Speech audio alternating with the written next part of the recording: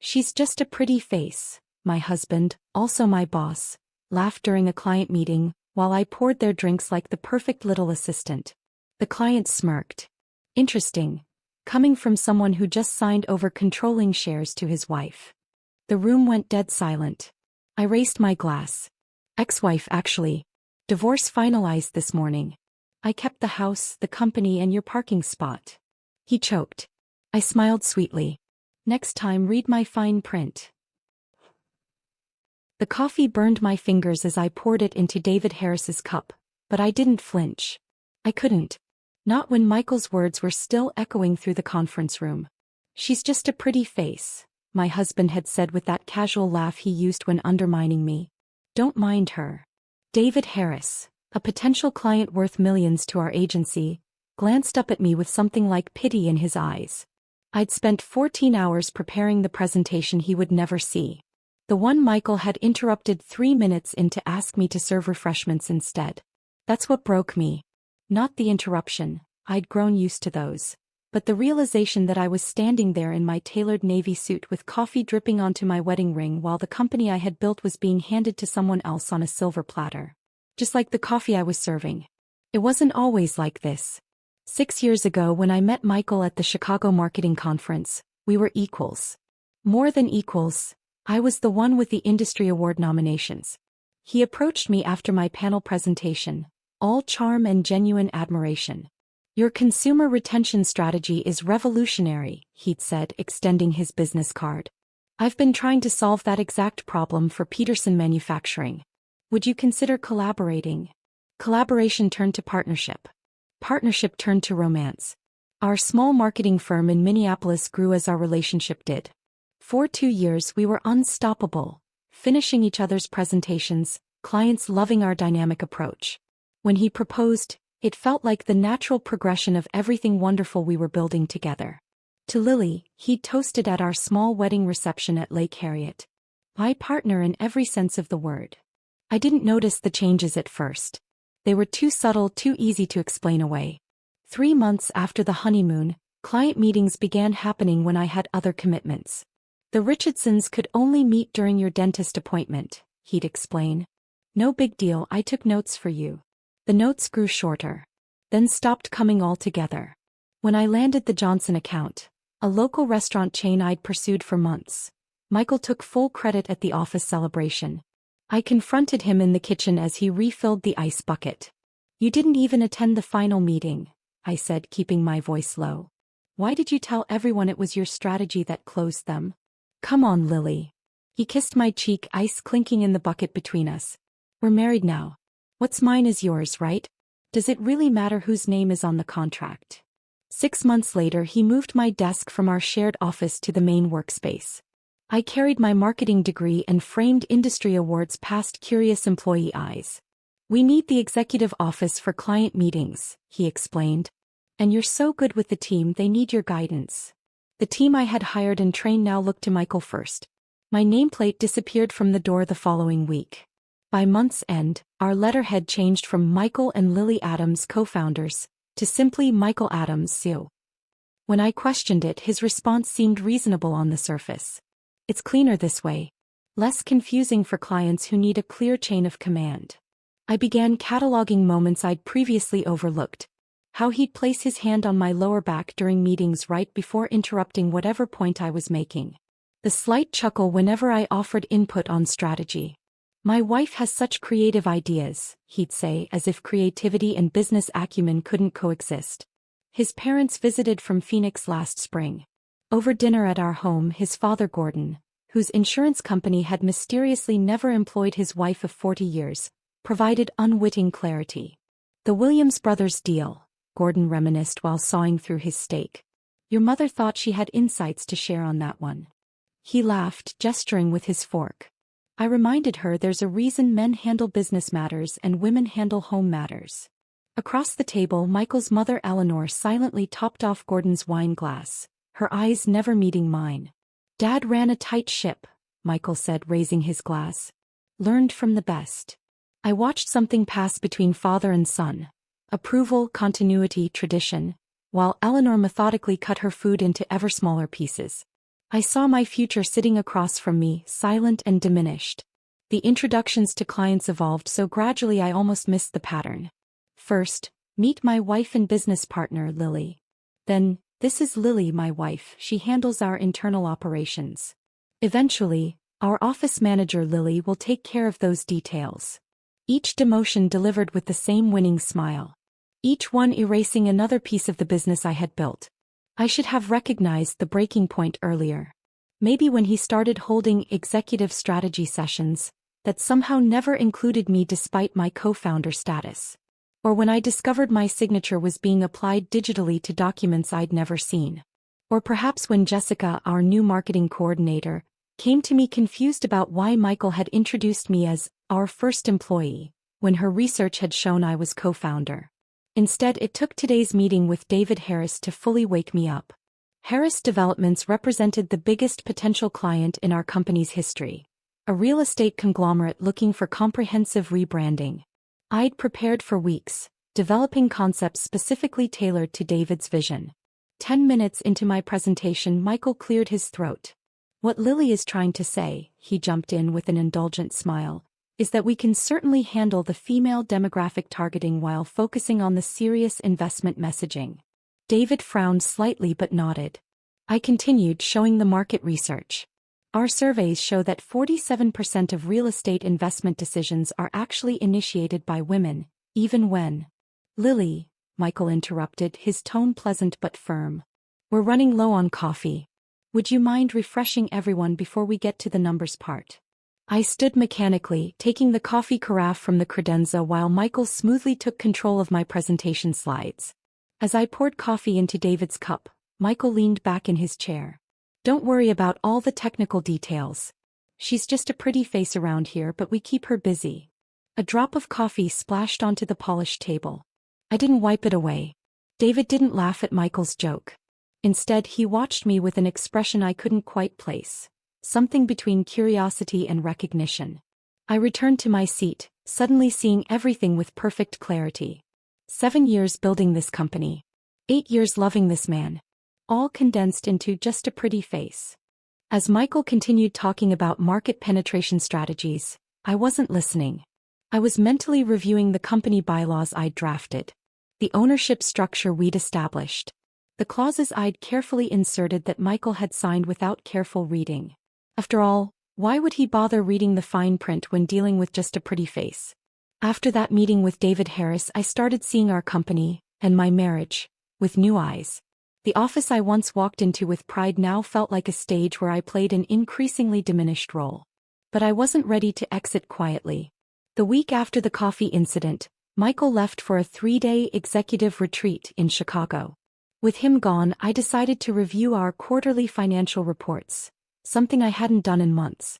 Not because I wasn't interested, but because Michael had gradually taken over all financial oversight, insisting he didn't want to burden me with the boring stuff. I unlocked his office drawer with the spare key I'd never returned and pulled out the manila folders labeled with each quarter. What I found made my stomach drop. Several expenses were categorized oddly.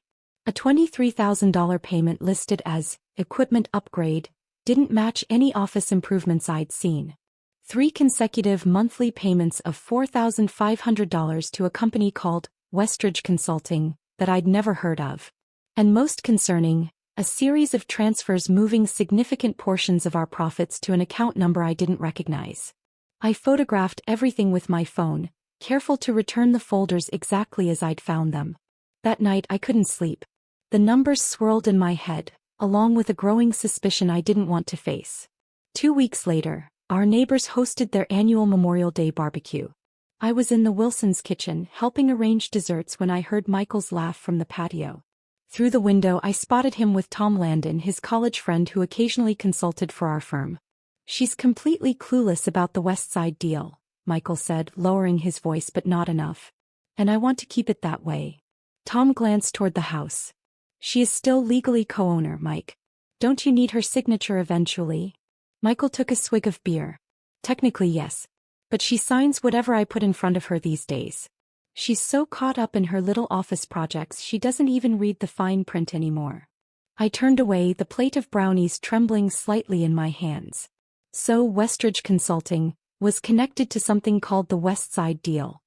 And Michael was deliberately keeping me in the dark. That night, after Michael fell asleep, I slipped into our home office and logged into his email. His password hadn't changed in years. Our first dog's name followed by his birth year. So predictable, so careless. So convinced of my compliance. The first email appeared 3 months ago from Tom. West Side Branch Office Proposal. Mike. Attached is the revised business plan for West Side Marketing Group. I've updated the revenue projections based on the potential clients you mentioned. If we position this as a separate entity from Adam's Marketing Solutions but leverage your existing client relationships, we could be operational by Q4. Once you're ready to pull the trigger, I can connect you with my real estate guy about that River North space we looked at. Prime location for the Chicago market. Let me know when you want to tell Lily. Or if you want my advice, maybe wait until it's a done deal. Easier to ask forgiveness than permission, right? Tom. I scrolled through dozens more emails. Plans for a Chicago branch office under a different name. Detailed discussions about which clients they would transition from our main company. A separate business plan where Michael was listed as sole owner with Tom as COO. My name appeared exactly nowhere. My husband was planning to siphon off our most valuable clients to a new company that would exclude me entirely. The next morning, I checked our joint personal account while Michael was in the shower. We'd always maintained this account for household expenses, with separate accounts for personal spending. The balance was lower than it should have been. Scrolling through the transaction history, I found the reason. Golf club membership renewal $8,000. A weekend at a luxury hotel in Chicago $2,300. A receipt from Tiffany & Co. for $4,750. A purchase I'd never seen. Meanwhile, I'd been cutting back on my own expenses, worried about cash flow after Michael mentioned we needed to tighten our belts last month. I'd canceled my gym membership, started coloring my own hair, brought lunch from home, all while he was spending thousands without discussion. The final piece fell into place a week later. Karen, our company accountant, stopped by my desk with benefits enrollment forms. "Sorry these are late," she apologized, setting the folder beside my keyboard. "Things have been crazy with the restructuring." I looked up from my computer. "Restructuring? The share redistribution," she clarified, then hesitated at my expression. "Wait, has Michael not reviewed that with you yet? I assumed since the paperwork came through." "I've been swamped," I said carefully. "Refresh my memory on the details." Karen lowered her voice. "The new ownership structure. Michael will hold 60%, Tom Landon gets 25%, and the remaining 15% is distributed among senior management." She frowned. "I thought you would have been first to know, being his wife and co-founder." "Of course," I forced a smile. "Just making sure we're talking about the same paperwork." "Thanks, Karen." After she left, I sat perfectly still at my desk, my mind racing through everything I'd discovered. The separate company. The drained accounts. And now, a planned redistribution of ownership that would dilute my stake from 50% to nothing. I wasn't even included in senior management, apparently. The betrayal was complete, documented in emails, bank statements, and corporate filings. Michael hadn't just been diminishing me professionally, he was systematically erasing my place in the company we'd built together. That evening, I declined a dinner invitation from Michael, claiming a headache. Instead, I drove to the lake where we'd once celebrated landing our first major client. The water rippled under the setting sun as I sat on our favorite bench, my mind unexpectedly calm. I had been a fool, but no longer. The paper trail Michael had carelessly left behind would become my roadmap forward. I pulled out my phone and called an old law school friend, one who specialized in business divorces of both kinds. "Taylor? It's Lily Adams. I need your help with something confidential. How soon can we meet?" As I hung up, I felt something shift inside me, grief giving way to determination. Michael had left a paper trail of betrayal. I would use it to find my way back to myself. I met Taylor at a quiet cafe 20 miles from our office, far from any potential familiar faces. She hadn't changed much since our college days. Still direct, still wearing her signature red-framed glasses, still ordering black coffee with exactly 1 sugar. "So let me get this straight," she said after I laid out everything I'd discovered. Your husband is systematically pushing you out of your own company while draining your joint finances and planning a new venture that excludes you entirely. That about covers it, I said, tracing the rim of my untouched latte. Taylor didn't offer sympathy, which was exactly why I'd called her. You need a crash course in corporate self-defense. Starting now. The next day I changed my lunch routine. Instead of eating with coworkers in the break room, I began taking my sandwich to my car, propping my tablet against the steering wheel. Taylor had sent links to several online business courses: corporate structure and governance, shareholder rights in closely held companies, financial statement analysis. I devoured them like oxygen. Each lunch break became a mini semester in my silent education. I took notes on my phone, careful never to leave a digital trail on company devices. I learned about minority shareholder protections, fiduciary duties between business partners, grounds for proving financial malfeasance. How was lunch? Michael would sometimes ask, barely looking up from his computer. Same as always, I'd reply, the business law terms I'd just learned still buzzing in my head. 3 weeks into my self-education program, I began noticing Jessica, our new marketing coordinator, watching me with curious eyes. One day she followed me to the parking lot. Mind if I join you? She asked, tapping on my window. I hesitated, then unlocked the door. Jessica slid into the passenger seat, her lunch in her lap. I know what you're doing, she said quietly. And I want you to know you're not alone. She explained how Michael had hired her with promises of growth and creative freedom, only to sideline her ideas and take credit for her work. 2 other employees had similar experiences. A small group of them had started documenting everything. We don't know what you're planning, Jessica said, but whatever it is, we want to help. I studied her face, searching for any sign this was a trap. Michael underestimates people he considers beneath him, she added. That's his weakness. That afternoon, I asked Jessica to gather some old contract files, watching as Michael barely registered her presence when she entered his office. Invisible just like me. A potential ally I never would have noticed if I hadn't become invisible myself. With Jessica's help, I gained access to the complete archive of company contracts. For 3 nights straight after Michael had fallen asleep, I sat in our home office reviewing every document we'd ever signed. In the original formation documents, buried in section 12.4b, I found what I was looking for. Any transfer of shares exceeding 15% of total company ownership requires written consent from all original signing partners. I read it 3 times to be sure.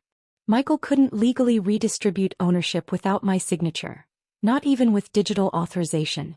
The clause had been my idea years ago when we were just starting out, to protect us both from outside investors. Now it was my lifeline.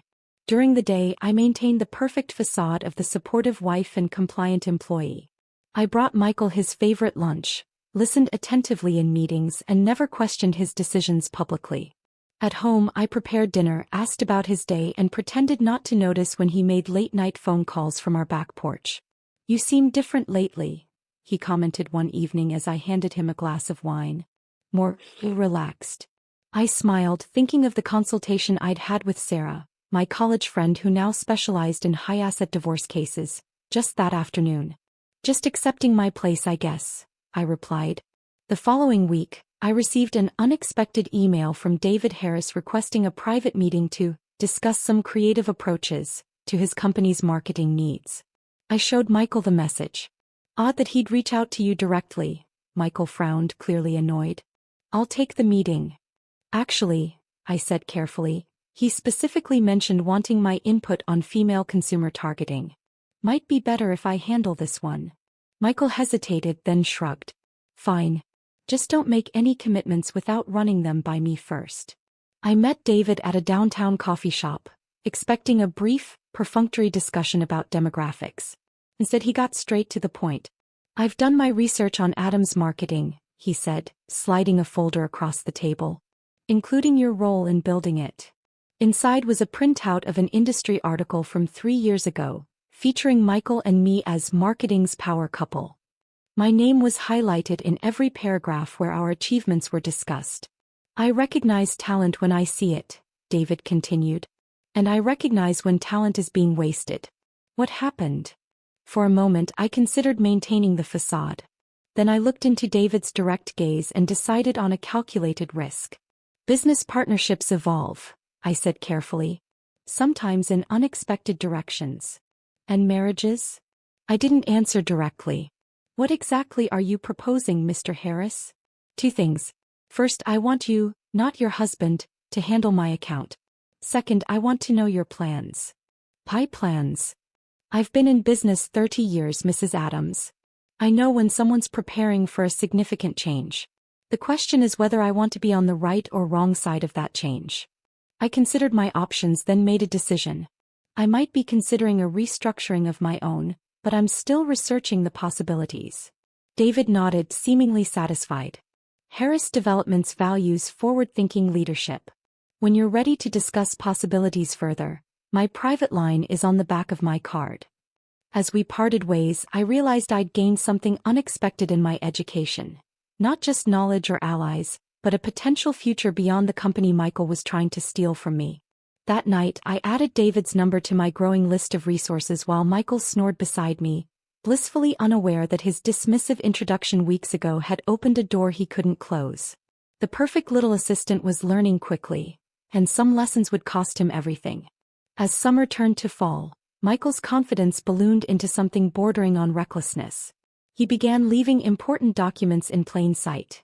Acquisition plans, client lists for the Chicago office, even the draft of the new company structure showing the redistribution of ownership.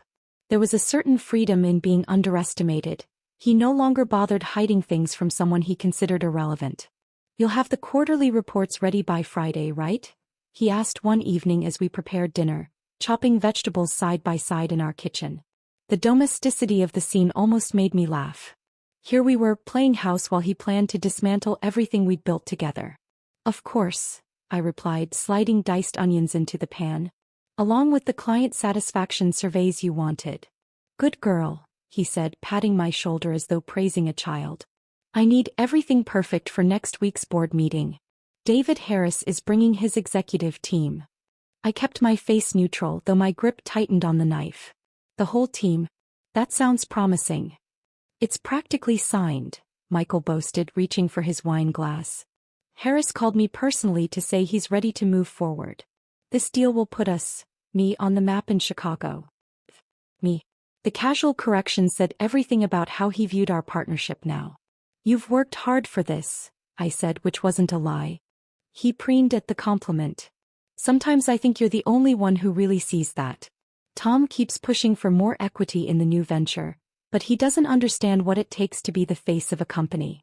I nodded sympathetically while mentally adding Tom's dissatisfaction to my growing list of leverage points. Michael had a talent for creating disgruntled allies. The following morning, I called Sarah from my car in the grocery store parking lot. "I'm ready," I told her. "How quickly can we file?" "The papers are prepared," she replied. "We just need your signature. When do you want to pull the trigger?" I thought of the board meeting scheduled for next Tuesday, where Michael planned to announce the Harris deal and likely hint at the Chicago expansion, achievements he fully intended to claim as his alone. Monday, I decided. I want it done Monday morning. The pieces were falling into place faster than I'd anticipated. Jessica had provided documentation of Michael backdating contracts.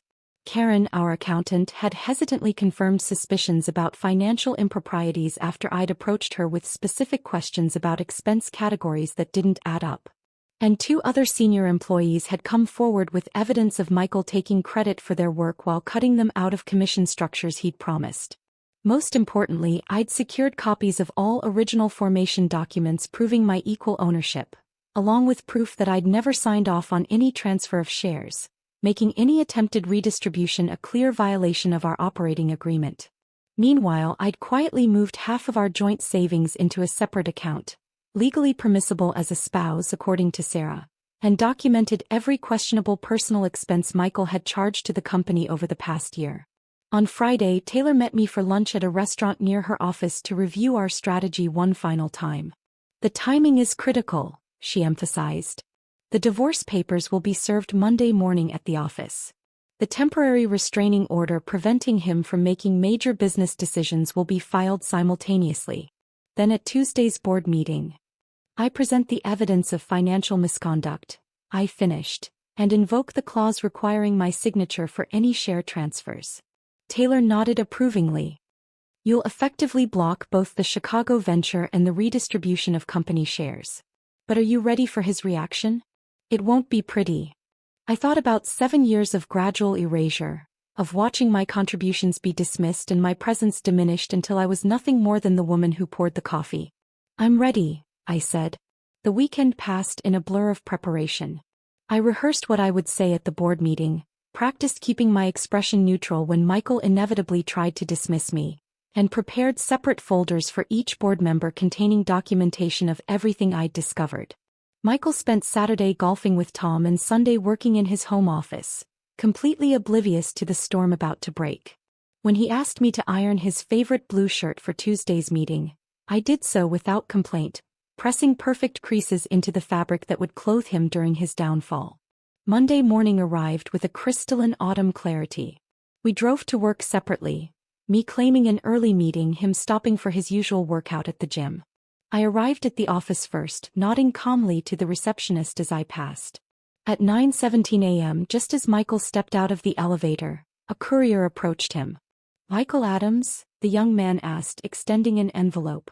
I watched from the coffee station, my hand steady as I stirred cream into my cup. Michael's confusion turned to shock as he skimmed the contents. His head snapped up, eyes scanning the office until they locked on mine. For perhaps the first time in years, he actually saw me, not as an accessory or an assistant but as an adversary. He stormed toward me, divorce papers clutched in his hand. "What the hell is this?" "Exactly what it looks like," I replied quietly. "I believe Section 4 outlines the division of assets, including my 50% stake in Adams Marketing Solutions." "This is ridiculous," he sputtered, his face flushing. "You can't possibly think." The office had gone silent, all pretense of work abandoned as everyone watched our confrontation unfold. "I don't think, Michael." "I know."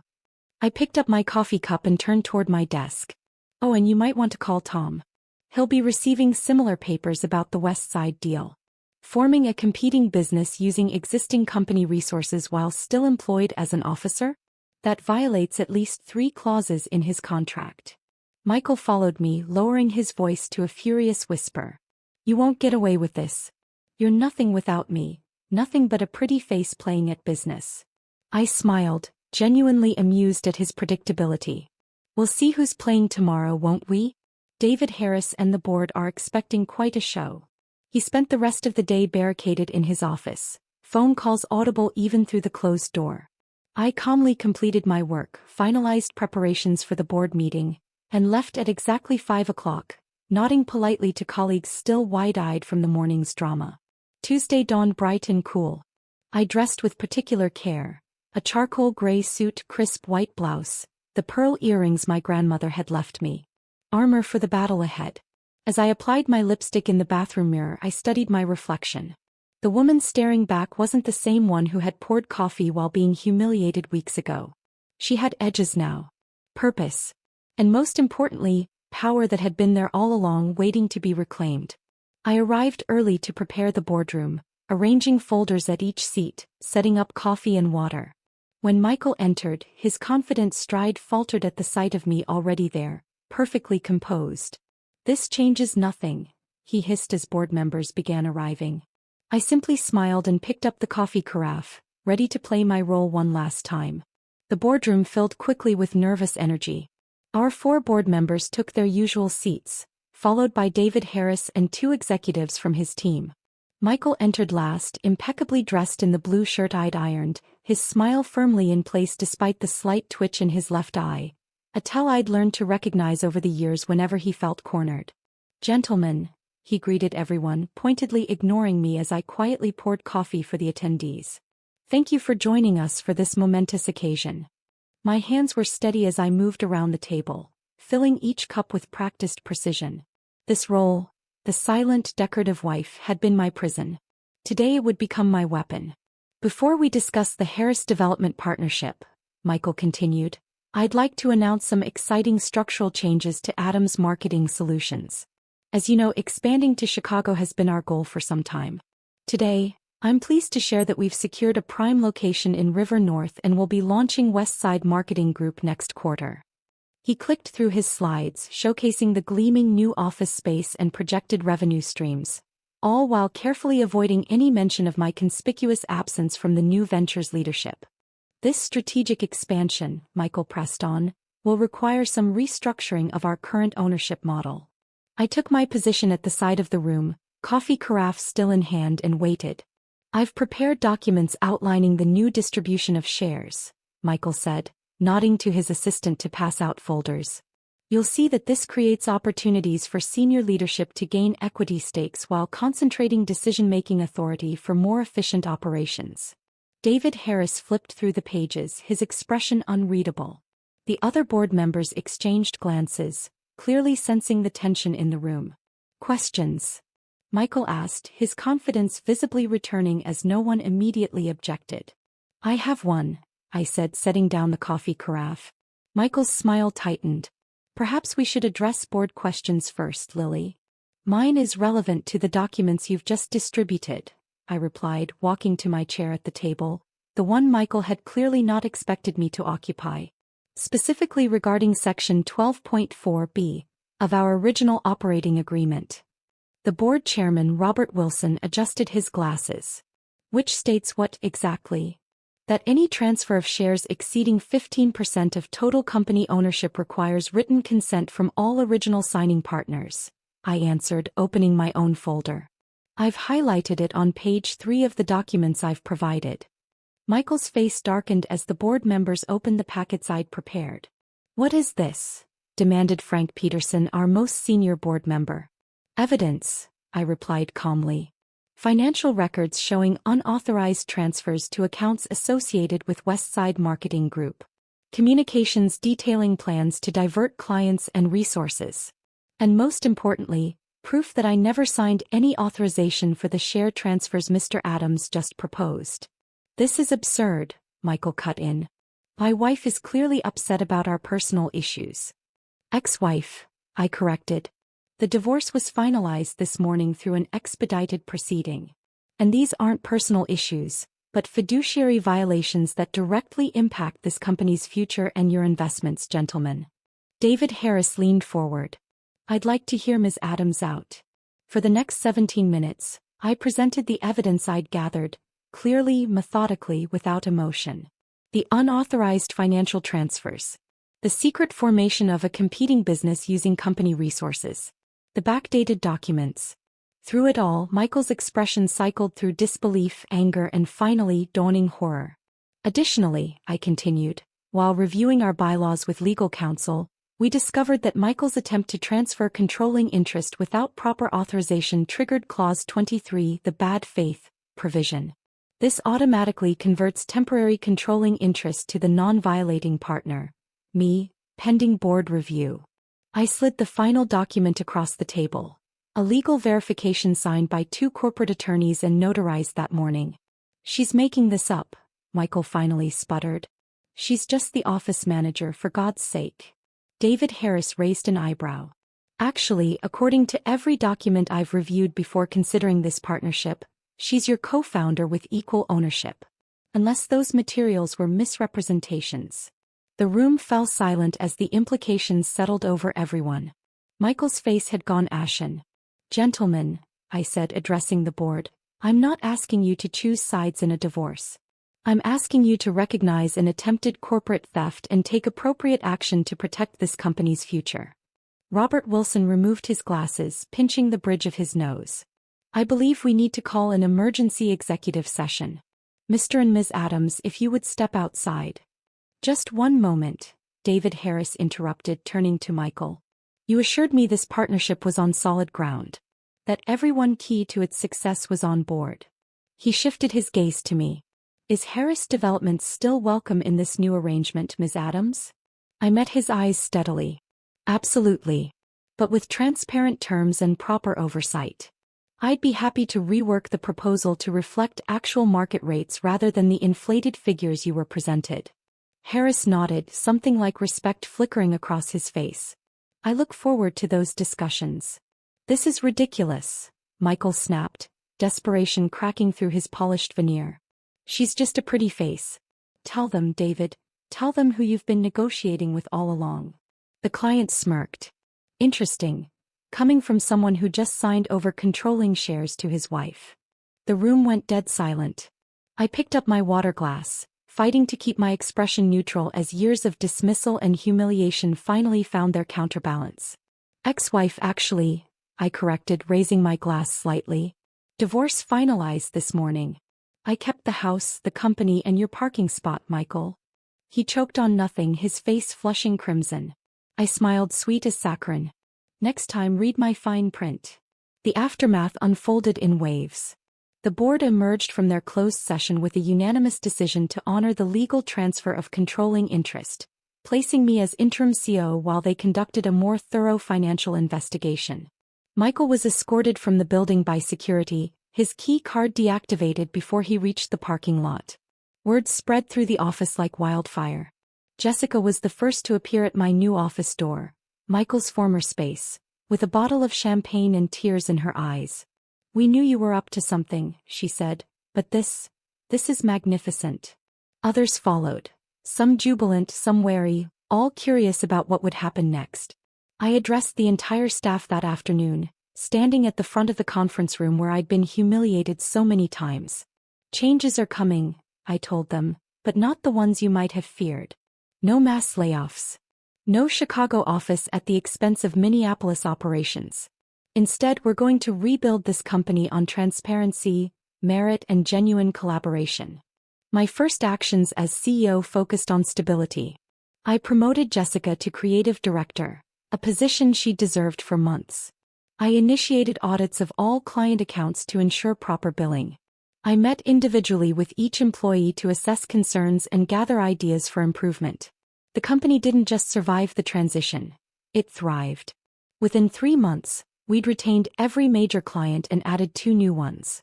David Harris not only stayed but expanded his contract, personally referring 3 other businesses to us. You understand value, he told me over lunch one day. Both in business and in yourself. That's rarer than it should be. The personal transformation proved more challenging than the professional one. Years of systematic diminishment had left deeper scars than I'd realized. I started therapy, began reconnecting with friends I'd neglected, even took up kickboxing, feeling my strength return with each jab and cross. 6 months after the boardroom confrontation, I barely recognized my life. The company had its most profitable quarter ever. I'd moved from our suburban house to a downtown loft with floor-to-ceiling windows and no trace of Michael's preferred beige-on-beige aesthetic. My confidence had returned, not as arrogance but as quiet certainty in my own worth. I was reviewing quarterly projections when my assistant announced an unexpected visitor. Michael Adams is asking to see you, she said, her tone suggesting she'd be happy to send him packing. Curiosity won over caution. Send him in. He entered hesitantly, looking both familiar and foreign. 6 months had etched new lines around his eyes, and his designer suit hung slightly loose on his frame. Lily, he nodded, remaining standing even when I gestured toward a chair. You're looking well. What can I do for you, Michael? He shifted uncomfortably. I'm launching a new consulting practice. Small scale, nothing that would compete directly with Adams' marketing. Still using the name, I see. It's mine too, he said defensively, then caught himself. Look, I'm not here to fight. I'm bidding on the Westridge account, and they're asking for references from previous major clients. The irony wasn't lost on me. Here he stood, asking for my help to rebuild what he'd tried to steal from me. What exactly are you asking? A reference letter? Or just permission to list Adams' marketing as a previous affiliation? I studied him, searching for the man I'd once loved, the partner I'd once trusted. He wasn't there. In his place stood someone I barely recognized and no longer feared. I'll have Jessica draft something appropriate, I said finally. Basic confirmation of dates and role. Nothing more, nothing less. Relief washed over his face. Thank you. I appreciate it. As he turned to leave, I called after him. Michael? The nameplate from your parking spot? I had it framed. It hangs in my office at home. His expression tightened, but he said nothing as he walked out of my office and my life. I turned back to my window, gazing out at the Minneapolis skyline. The view reminded me of how far I'd come, not just from being the woman who poured the coffee, but from being the woman who allowed herself to be diminished in the first place. Some lessons come at a steep price. But as it turned out, I was very good at reading the fine print and writing my own terms. Did Lily's revenge story resonate with you? That moment when the underestimated finally triumphs is something we all crave. Subscribe for more empowering stories, hit like if you felt that sweet satisfaction, and comment which moment gave you the biggest yes feeling. Don't miss our next revenge tale.